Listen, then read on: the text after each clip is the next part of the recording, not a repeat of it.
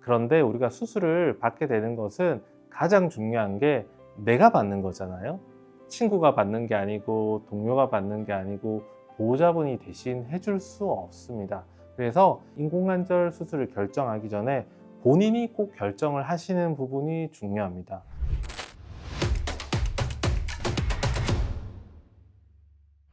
안녕하세요. 무릎TV 무릎 통증을 조율하는 정형외과 전문의 조율입니다. 오늘은 여러분들 이제 인공관절 수술에 대해서 좀 얘기를 해보려고 하는데요. 이제 많은 분들이 인공관절이 꼭 지금 필요해요? 인공관절이 너무 무서워요. 인공관절 안 하면 안 되나요? 이런 질문을 진료실에서 우리가 많이 하십니다. 저희가 이렇게 유튜브를 제가 찍게 된 이유이기도 하지만 우리가 진료실에서 환자분들에게 설명을 드리고 말씀을 드리는 시간이 한계가 있습니다. 제가 최대한 그 시간을 이제 길게 설명을 드리려고 하지만 그래도 다른 이제 환자들의 대기가 있거나 진료가 많기 때문에 항상 제 마음에는 충분히 설명드리지 못한다는 이제 죄송한 마음과 이제 좀 뭔가 설명을 명쾌하게 해드리지 못했다는 좀 찝찝함이 남게 되어서 이렇게 유튜브를 촬영하게 되었는데요. 여러분들이 혹시 인공관절에 대해서 이제 이야기를 들었거나 인공관절에 대해서 망설이고 계신다면 이 이야기를 들으면서 안심하셔도 좋고요. 이 이야기를 듣고 수술을 빨리 결정하셔도 좋고 이 이야기를 들으시고 일단 잘 버텨보는 것으로 해보는 것도 좋을 것 같습니다. 인공관절을 이야기할 때는 세 가지가 중요한데요. 연령, 나이가 중요합니다. 이제 어머님의 연령, 아버님의 나이가 어떠신지가 중요하고 그 다음에 지금 얼마나 불편한가, 통증, 내가 어떤 치료를 했는데 얼마나 아픈가, 그리고 세 번째, 활동도가 중요합니다. 우리 QOL이라 그러죠. 이제 삶의 질의 척도가 어떠한지 이런 부분들을 우리가 종합적으로 이제 우리가 판단해서 결정을 해야 되는데, 제가 이제 인공관절을 이제 결정한 분들에게 이제 설명드리는 것 중에 꼭 하나가, 어머님 이 수술은 이제 골절 수술과 같이 응급으로 하는 게 아니에요. 이 수술은 무조건 100% 성공해야 되고 무조건 결과가 좋아야 됩니다. 그러기 위해서 준비할 게 많아요. 이렇게 설명을 드리는데 이 말이 정말 맞습니다. 인공관절은 급하게 결정할 수술은 아니고 찬찬히 결정을 해야 되는데, 이 이야기를 한번 듣고 나서 어머니 아버님의 무릎 상태가 어떤지, 나의 무릎의 어떤 통증이 어떤지 맞춰보시면 좋을 것 같습니다. 첫 번째, 이제 통증에 대해서 말씀을 드리고 싶은데요. 우리가 근처 병원을 가서 검사를 했는데 퇴행성 관절염이 말기다 아니면 사기다 이런 얘기를 듣고 인공관절 권유를 받으셨을 수 있습니다. 하지만 지금 어머니께서 통증을 전혀 느끼지 않는다거나 나 약 먹으면 일상생활 잘 하고 하루에 10,000보 정도 걸을 수 있고 내가 다니는데 크게 문제가 없다라면 퇴행성 관절염이 심하긴 하지만 당장 수술 받으실 필요는 없습니다.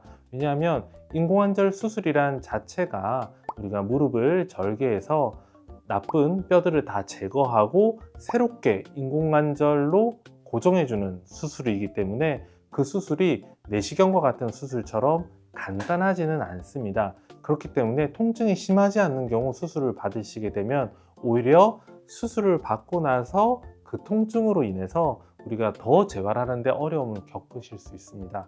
그래서 우리가 뭔가 수술을 받게 되면 전후가 좀 드라마틱하게 좋아져야 재활도 열심히 하고 또 즐겁게 즐거운 마음으로 우리가 생활을 할 수 있잖아요. 그래서 통증이 심한 경우에는 수술을 고려하지만 통증이 심하지 않는 경우에는 급하게 수술하실 필요가 없다라는 것을 꼭 유념하셔야 됩니다. 그리고 그 통증이라 함은 내가 아무런 조치도 하지 않는데 아프다는 것을 얘기하지는 않습니다. 기본적으로 내가 주기적으로 주사를 맞거나 침을 맞거나 아니면 약을 먹는데도 무릎이 아픈 경우를 말합니다. 예를 들어 내가 약을 먹고 잘 생활을 하고 있어. 그런 경우에는 통증이 심한 경우에 해당하지 않는 거죠. 내가 6개월에 한번 주사를 맞고 생활을 잘 하고 있어. 이 경우도 통증이 심한 경우에 해당하지 않게 됩니다. 하지만 내가 주사를 맞았는데 일주일이 지났는데 벌써 똑같이 아파. 맞으나 안 맞으나 비슷한 것 같아. 이거는 많이 아픈 거겠죠. 그리고 내가 약을 처방해서 먹고 있는데 약을 먹은 거와 안 먹은 거와 차이가 없어. 이런 경우에도 통증이 심한 것으로 볼 수 있습니다. 그래서 이러한 부분을 우리가 염두하셔서 통증이 내가 얼마나 심한가를 판단하셔야 됩니다. 그리고 두 번째, 우리가 생활의 어떤 반경, QOL을 말씀드리고 싶은데, 내가 약을 먹고 있는데 약을 먹는 것 자체가 너무 힘들고, 약을 먹으면 속이 쓰리고, 내가 주사 맞으러 가는 것도 너무 힘들어. 이런 경우에는 치료로 인해서 이제 삶의 질이 많이 떨어지는 상태시겠죠. 물론 그런 경우에 엑스레이가 뭐 많이 나쁘지 않거나 뭐 이런 경우에는 이제 예외로 하고, 엑스레이상 우리가 퇴행성 관절염이 사기나 말기인 경우에 나의 삶의 질이 치료로 인해서 많이 떨어진 경우에도 우리가 수술을 고려할 수는 있습니다. 하지만 내 지금 삶의 정도가 난 집에서 내 몸을 다루고, 내가 익숙한 곳을 잘 가고, 친구들 만나고, 이런 경우에는 크게 상관이 없습니다. 제가 최근에 굉장히 좀 기억에 남는 환자분의 일이 있는데, 그분은 퇴행성 관절염이 심하면서 무릎이 많이 휘어 계셨어요. 그래서 친구들이 만나자고 전화가 오면 친구를 만나기 싫다고 하셨어요. 그리고 자신감도 많이 떨어졌다고 하셨습니다. 그래서 저는 그게 그렇게 영향을 미치나 라고 이제 생각을 했는데, 수술 이후에 무릎이 빤듯이 되고 통증이 없고 걷는 속도가 빨라지니 그분이 오셔서 무릎이 아프지 않다라고 하신 게 아니고, 제가 이제 자신감이 생겼어요. 친구들을 만나러 가고 싶어요. 이런 말씀을 해주셨던 게 너무 기억에 좀 남았습니다. 그래서 여러분들의 삶의 질, 내가 유지하고 싶은 게 있잖아요. 내가 마트에 간다, 내가 운동을 한다, 게이트볼을 친다, 친구를 만난다, 이런 거에 지장이 있을 정도의 무릎 통증이 있거나 무릎 통증으로 인해서 그 삶이 점점 나빠지는 경우가 있다면 그것은 인공관절을 고려해 봐야 될 걸로 저는 생각합니다. 하지만 내가 치료하면서 삶의 질의 변화가 없고 내가 지금 생활에 만족한다, 그러면 엑스레이상 퇴행성 관절염이 좀 심하더라도 지금 생활을 유지하면서 근력 강화를 하시는 편이 저는 더 좋다고 생각합니다. 마지막 이제 연령에 관한 것인데, 이게 세 번째가 됩니다. 생명을 연장하는 여러 가지 좋은 방법이 나오고, 우리가 이제 원래 앓던 병에서 많은 치료가 되기 때문에 우리 수명이 계속 연장이 되고 있어요. 요즘에는 우리가 90이 넘으신 할머니나 할아버지를 굉장히 많이 만나게 되는데요. 최근에는 이제 내가 인공관절을 안 하려고 지내다가 이제 80이 넘어서 다시 수술을 하고 싶어서 오시는 분이 상당히 많으십니다. 왜냐하면 예전에 내가 생각할 때는 80 넘으면 내가 별로 외출도 안 할 것 같고 무릎을 쓸 일이 없을 걸로 생각했다가, 막상 그때가 됐는데 생각보다 활동을 많이 하고 70대랑 똑같이 활동을 하는 거죠. 그러면서 내가 10년 이상 더 잘 써야겠다라고 결심하고 오시는 분이 계십니다. 그래서 우리가 연령이 옛날이랑 조금 다릅니다. 그래서 예전에는 70 후반대가 되면 아이고 그냥 참고 지내시죠 라고 얘기를 쉽게 했지만, 지금은 그렇게 쉽게 말씀을 드리지 않습니다. 그래서 우리가 65세가 넘으셨다라면 이제 수술에 대해서 진지하게 생각을 해보기는 하셔야 됩니다. 웃긴 얘기지만 예전에는 지금도 그러시지만 인공관절 수명에 대해서 굉장히 많이 물어보십니다. 그래서 우리가 정말 10년 전에는 15년 쓰면 좋다, 20년 쓸 수 있다, 이런 말들이 있었는데, 지금 이제 인공관절은 더 이상 많이 개발되거나 개선되지는 않고 있는 실정입니다. 그래서 우리나라에서 최근에 많이 사용하고 있는 인공관절 중에 가장 최근에 나온 게 한 10년 정도 전에 나온 겁니다. 그 말은 최근 10년 안에는 물론 조금 개선은 있었지만 큰 개선이 되지는 않고 있습니다. 그 말은 반대로 인공관절의 기술 자체가 거의 정점에 이르렀다고 생각합니다. 그래서 우리가 인공관절은 실제로 실험실에서 이렇게 로봇이나 모형을 실험해 보면 거의 반영구적으로 사용할 수 있지만, 우리가 실온에 인공관절을 삽입하게 되면 여러 가지 상황이 생길 수 있는 것을 감안하더라도 현재는 20-30년은 거뜬 없이 사용할 수 있다고 보셔도 됩니다. 그렇기 때문에 우리가 65세 이상이 지나면 예전에는 10년밖에 못 쓰니까 최대한 수술을 미뤄서 해야 돼, 이런 개념이었다가 지금은 우리가 65세가 지나면 언제든지 수술해도 추가적인 수술은 거의 안 하고 잘 쓸 수 있어 라고 생각하시는 편이 좋을 것 같습니다. 오늘 인공관절에 대해서 고민하실 때 우리가 이거는 꼭 알고 결정을 해야 된다를 특별히 3가지로 말씀드렸습니다. 우리가 연령, 그리고 생활습관, 통증인데요.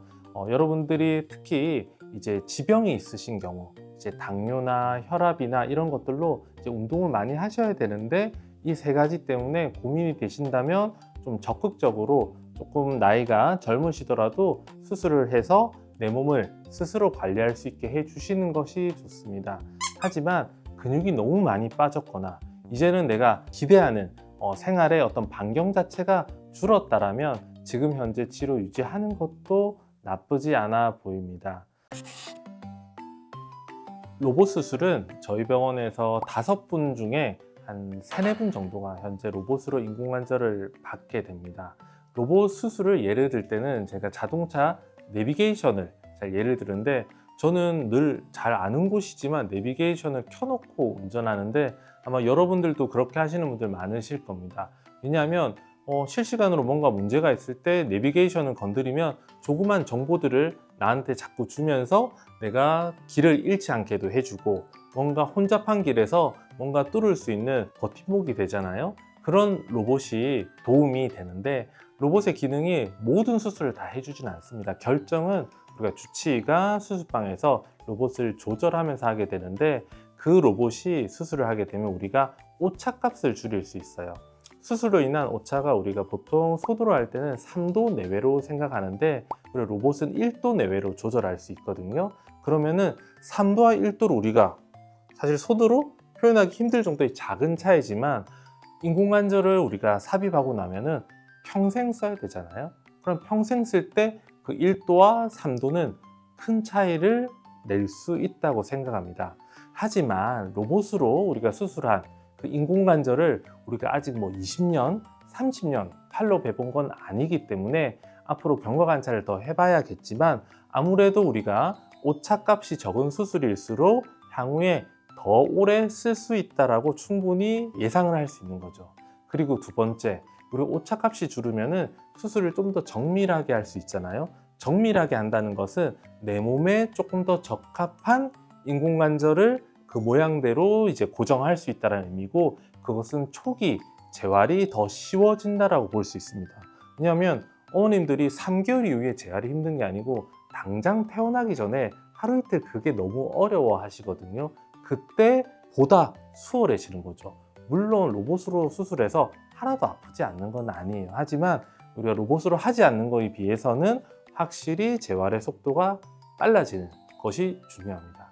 그리고 세 번째는 로봇을 사용하면 우리가 불필요한 우리가 이제 절삭이나 뼈를 건드리는 그런 과정이 줄어들게 되는데 그러면 출혈이 줄어들게 됩니다. 그러면 이제 수술이 좀 더 정확하게 되고 우리가 환자에게 좀 더 맞춤형으로 수술이 이루어지고 피가 덜 나게 되면 아무래도 회복이 빨라지는 거죠. 왜냐하면 출혈이 많으면 내 몸에서 어떻게든 골수에서 반응을 일으켜서 피가 이렇게 올라와야 내가 정상이 되잖아요. 그 회복 과정이 좀 단축된다고 보시면 됩니다. 그래서 로봇이 로봇으로 하지 않으면 수술이 안 되고 이런 건 아니겠지만 기존의 수술의 방법과 비교해서는 좀 더 장기적인 결과가 좋을 것이다.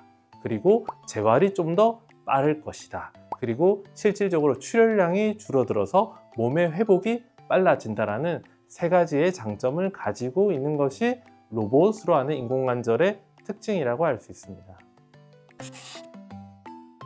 진료실에서 받는 질문이 사실 늘 똑같거든요. 그래서 이제는 제가 그 진료실에 오시면은 이제 세트로 짝짝짝짝 말씀을 드려요. 우리가 학교에서도 이제 수업을 받을 때 교과서에 다 있지만 사실은 설명 듣지 않으면 어려운 게 있잖아요. 그것처럼 말씀드리는 중요한 것 중에 하나가 수술 이후에 통증이 어떻게 되냐라는 거죠. 그래서 우리가 인공관절이란 거는 이제 사람마다 차이가 있지만 이제 뼈를 자르고 변형을 교정하고 무릎에 이전에 안 되는 기능을 개선하는 거기 때문에 반드시 이제 재활이 필요하긴 한데 수술 이후에 이틀 정도가 굉장히 이제 중요하거든요. 그래서 그 이틀 동안 여러분들이 사용하게 되는 어떤 진통제 90% 이상이 다 소모되게 됩니다. 크게 5단계로 우리가 이제 통증을 조절하는데 첫 번째는 이제 인공관절을 하게 되면 저희가 하반신 마취를 하게 돼요. 우리가 예전에 영화를 보고 나면 전신 마취를 한 경우에 깰 때 통증이 몰려온다 그러잖아요. 실제로 전신 마취만 하고 수술을 하면 그렇게 됩니다. 하지만 하반신 마취를 하게 되면 약 8시간 정도 우리가 하반신, 결국 다리에 마취가 돼 있는 거죠. 그래서 내가 실제 수술을 하고 이렇게 깼지만 무릎에 통증이 없는 그 첫 번째 단계. 그리고 두 번째는 수술 후에 이제 봉합을 하기 전에 무릎 주변에 충분히 통증을 조절하는 칵테일 주사를 놓게 됩니다. 칵테일이란 거는 한 가지 약이 아니고 통증을 조절하고 출혈을 줄여줄 수 있는 여러 가지 약재를 믹스했다라는 칵테일 주사입니다. 세 번째는 우리가 수술 이후에 혈관으로 들어가는 무통 주사를 맞게 되는 거죠. 그래서 우리가 수술하고 마취가 깨기 전에, 봉합을 하기 전에 마취약이 들어가고 우리가 혈관을 통해서 내가 일어날 때쯤, 눈을 뜰 때쯤 이제 무통 주사가 들어가게 있는 거죠. 이렇게 크게 세 가지가 있고, 그리고 추가로 패치를 또 붙이게 됩니다. 패치를 붙이게 되면 혈관 그리고 직접 척추가 아닌 이제 피부로도 약이 들어가기 때문에 통증 조절을 더 한 단계 하는 거죠. 거기 플러스 우리가 이제 레스큐 메소드라고, 레스큐라면 이제 구출하는 거잖아요. 그렇게 해도 통증을 느끼는 분들이 간혹 계십니다. 그런 분들은 중간중간에 우리가 부스팅 하듯이 통증을 탁탁 잡아주는 다른 주사를 또 놓기도 합니다. 물론 이거 말고도 추가적인 약제를 사용하기도 하지만 크게 이런 5가지를 통해서 통증을 잡아버리는 거죠. 그래서 원래는 많이 아파야 됩니다, 사실은. 하지만 그 통증 5단계를 잘 이용하면 그냥 무릎이 뻐근한 정도의 통증이 남게 되고, 오히려 이제 한 3일째 약을 다 우리가 이제 중단하고 막상 재활을 시작할 때가 오히려 조금 더 불편한 경우가 있습니다. 하지만 우리가 아무리 큰 수술을 받더라도 사람 몸이 이틀 정도 지나면, 48시간이 지나면 통증의 강도를 덜 느끼게 우리가 몸이 적응을 하게 돼 있습니다. 그래서 그때쯤 되면 거의 모든 약물을 줄인 채로 저희가 재활을 할 수 있는 상태에 이르게 됩니다. 그래서 어머님 무릎이 수술하고 그냥 뻐근할 거예요 라고 말씀드리면 대부분의 환자분들이 아, 이렇구나 라고 수술 이후에 알게 되고, 한쪽 무릎을 수술하고 반대쪽 그리고 인공관절 할 때는 조금 더 편안한 마음으로 수술을 받을 수 있게 됩니다. 그런데 우리가 수술을 받게 되는 것은 가장 중요한 게 내가 받는 거잖아요. 친구가 받는 게 아니고 동료가 받는 게 아니고 보호자분이 대신 해줄 수 없습니다. 그래서 마지막으로 말씀드리는 것은 인공관절 수술을 결정하기 전에 본인이 꼭 결정을 하시는 부분이 중요합니다.